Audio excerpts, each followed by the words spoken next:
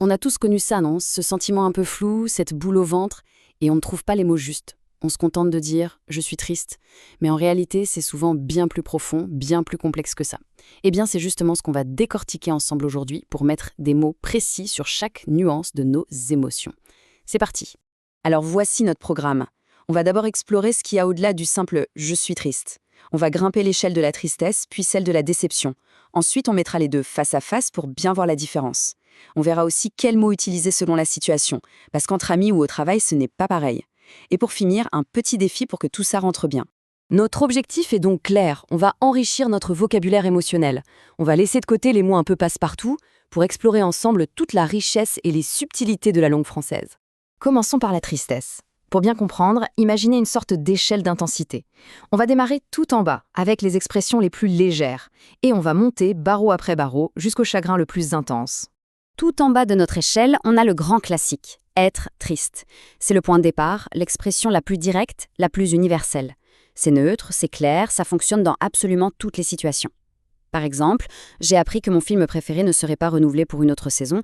Honnêtement, je suis triste. Répétons ensemble, être triste, être triste, être triste.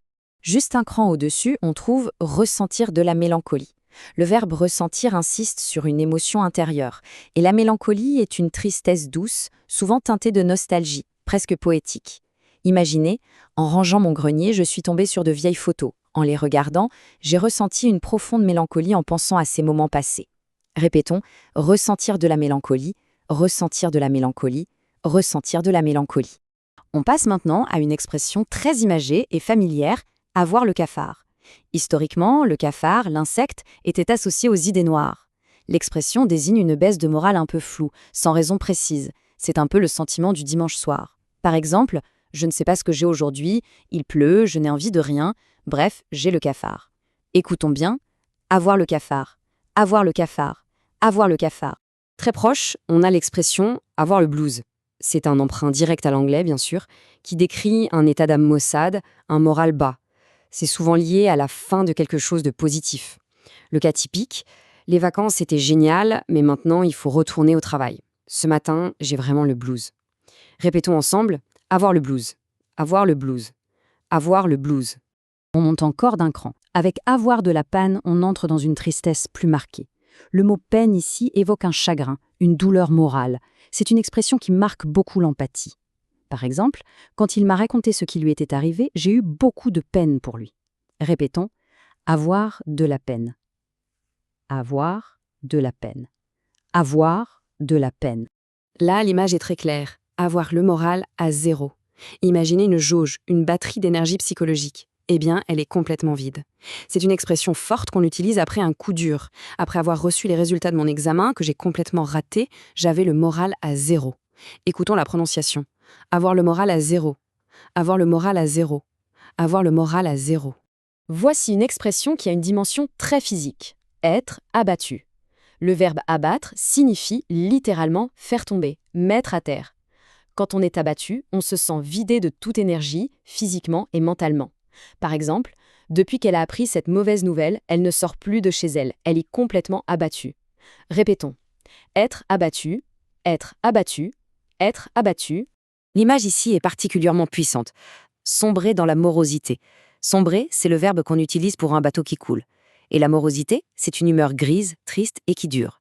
L'expression décrit donc une chute lente dans un état de tristesse durable. Depuis qu'il a perdu son travail, il a tendance à sombrer dans la morosité. Répétons. Sombrer dans la morosité. Sombrer dans la morosité. Sombrer dans la morosité. Maintenant, une expression plus globale. Être malheureux ou malheureuse. C'est très simple. Mal est un préfixe qui indique le contraire. C'est donc le contraire d'être heureux. C'est l'absence de bonheur. Ça décrit un état général et souvent durable. Il a tout pour lui, mais il se sent profondément malheureux dans sa vie. Écoutons bien. Être malheureux. Être malheureux. Être malheureux. On s'approche du sommet de l'échelle avec « être déprimé ». L'étymologie est intéressante, ça vient du latin « deprimere » qui veut dire « presser vers le bas ». C'est un mot fort qui décrit une tristesse intense et pesante. Il faut l'utiliser avec précaution. Après leur rupture, il a passé des semaines sans voir personne. Il était complètement déprimé. Répétons « être déprimé, être déprimé, être déprimé ». Voilà une phrase extrêmement parlante. Ne plus avoir goût à rien. Le goût ici n'est pas seulement celui des aliments, c'est le goût de la vie, le plaisir. C'est quand même les passions, les choses qu'on adorait faire, ne nous procurent plus aucune joie. Depuis son accident, même la peinture, sa grande passion, ne l'intéresse plus. Il n'a plus goût à rien. Répétons ensemble, ne plus avoir goût à rien. Ne plus avoir goût à rien. Ne plus avoir goût à rien.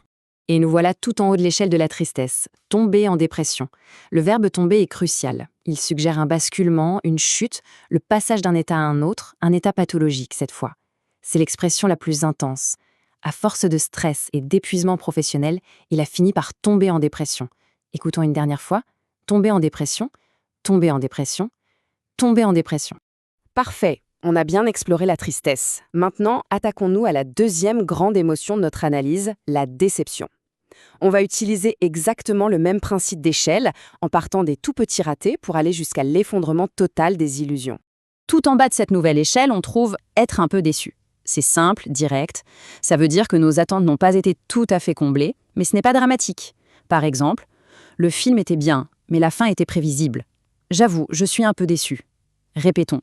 Être un peu déçu, être un peu déçu, être un peu déçu. Pour un contexte plus formel, on choisira éprouver de la déception. Le verbe éprouver est plus soutenu, plus littéraire que ressentir. C'est parfait pour un email professionnel ou un discours. Suite à votre décision, je dois vous confesser que j'éprouve une certaine déception. Écoutons bien. Éprouver de la déception. Éprouver de la déception. Éprouver de la déception. Petite parenthèse grammaire, mais elle est essentielle. La préposition change le sens. On est déçu de quelque chose, souvent une action ou un fait. Par exemple, je suis déçu de son comportement, mais on est déçu par quelqu'un ou quelque chose. Par exemple, je suis déçu par mon ami ou déçu par ce restaurant. C'est un détail qui fait toute la différence. Revenons à nos expressions imagées avec tomber de haut. L'image est limpide. On avait placé nos espoirs très haut et la réalité nous fait chuter brutalement. La déception est soudaine et violente. Je pensais vraiment obtenir cette promotion, j'y croyais. Quand ils ont énoncé le nom de mon collègue, je suis tombée de haut. Répétons, tomber de haut, tomber de haut, tomber de haut. Ici, on fait appel à la métaphore du goût. Être amer ou amer. L'amertume, c'est une déception qui ne passe pas, qui laisse une trace durable, souvent mélangée à un sentiment d'injustice ou de ressentiment. Il n'a jamais digéré la façon dont il a été licencié. Des années après, il est toujours très amer. Écoutons bien la prononciation. Être amer, être amer, être amer. La douleur est au cœur de cette expression, être blessé dans ses attentes. Le mot blessé évoque une vraie plaie émotionnelle. La déception fait mal parce qu'elle touche à quelque chose qu'on espérait profondément. Je lui avais fait entièrement confiance et il m'a trahi. Je suis profondément blessé dans mes attentes. Répétons. Être blessé dans ses attentes. Être blessé dans ses attentes. Être blessé dans ses attentes. Pour monter en intensité, on peut simplement ajouter un adverbe. Le plus courant est être profondément déçu. L'adverbe profondément indique que la déception nous touche au plus profond de nous-mêmes, qu'elle n'est pas du tout superficielle. Ces paroles m'ont profondément déçu, je ne m'attendais pas à ça de sa part. Répétons ensemble. Être profondément déçu. Être profondément déçu.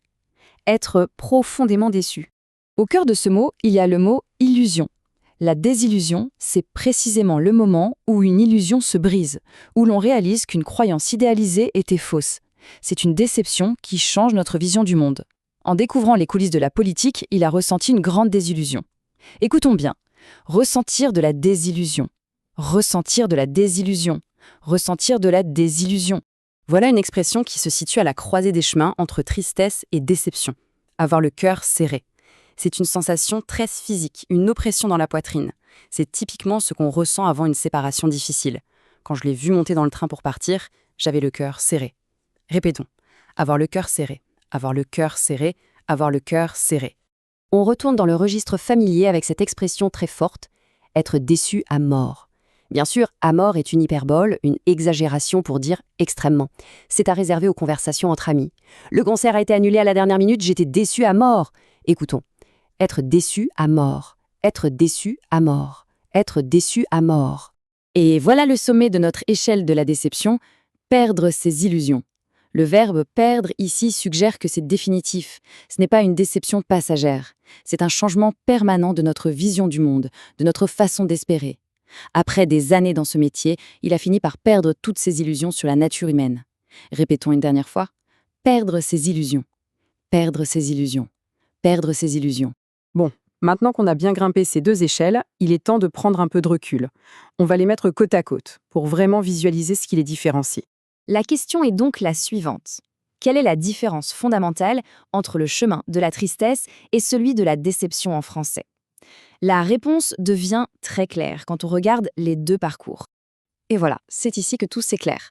D'un côté, la tristesse, c'est une perte d'énergie vitale, on a le moral à zéro, on est abattu, on n'a plus goût à rien. C'est une descente vers l'intérieur. De l'autre côté, la déception, c'est une chute des idéaux. On tombe de haut, on ressent de la désillusion, on perd ses illusions, c'est un idéal qui s'effondre. On a donc 2 logiques émotionnelles bien distinctes. Savoir nommer une émotion, c'est une chose. Savoir quand et comment l'exprimer, c'en est une autre. C'est crucial pour paraître naturel et approprié. Voyons maintenant le bon contexte pour chaque expression. Le contexte, c'est la clé. Des expressions comme « avoir le cafard » ou « être déçu à mort », c'est clairement pour les amis, la famille. À l'inverse, dans un email à son supérieur, on va plutôt écrire « j'éprouve une certaine déception ». L'expression « être triste », elle est neutre, elle passe partout. Et enfin, perdre ses illusions, c'est réservé aux conversations plus profondes, plus sérieuses. Et voilà, notre boîte à outils émotionnelle est maintenant bien remplie. Mais, comme toujours, la connaissance sans la pratique, ça ne sert pas à grand-chose. La meilleure façon de retenir tout ça, c'est de l'utiliser. Je vous propose donc un petit défi. C'est très simple. Choisissez une expression dans la catégorie légère, une dans la catégorie moyenne ou forte, et une dans la catégorie intense. Ensuite, essayez de les relier dans une petite histoire de quelques phrases. C'est le meilleur moyen de vous approprier ces mots. Parce qu'au fond, la langue, ce n'est pas juste une liste de vocabulaire. C'est l'outil qui nous permet de raconter et de partager toutes les facettes de nos vies.